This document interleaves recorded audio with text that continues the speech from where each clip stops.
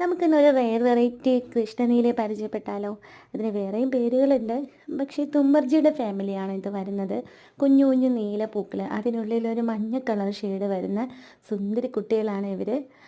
വർഷം മുഴുവനും പൂക്കുമോ എന്ന് ചോദിച്ചാൽ എനിക്ക് കൃത്യമായിട്ട് അറിയില്ല. ഞാൻ വെയിലില്ലാത്ത ഒരു സ്ഥലത്താണ് സെറ്റ് ചെയ്തേക്കുന്നത്. എന്നിട്ടും വല്ലപ്പോഴും ഒക്കെ അതിൽ ബഡ് വന്ന് ഫ്ലവർ വരാറുണ്ട്.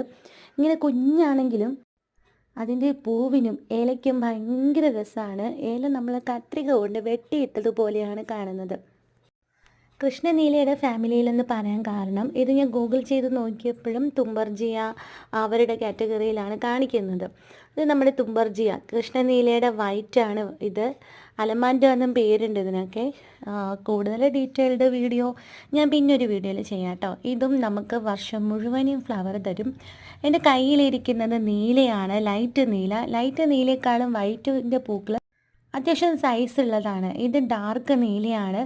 ഞാൻ കുറച്ചുകൂടെ ഡീറ്റെയിൽ ആയിട്ട് കാണിക്കട്ടെ. ഇത് കടുത്ത നീല കളറാണ്. എൻ്റെ കയ്യിലുള്ളത് ലൈറ്റ് നീലയും അതിൽ മരത്തിൽ നിൽക്കുന്നത് കടുത്ത നീലയുമാണ്. അപ്പോൾ അങ്ങനെ 4 പ്ലാന്റാണ് എനിക്കുള്ളത്. Light blue, dark blue, white, പിന്നെ കുഞ്ഞു കുഞ്ഞു കത്രിക വെച്ച് വെട്ടിയത് പോലത്തെ പ്ലാന്റ്.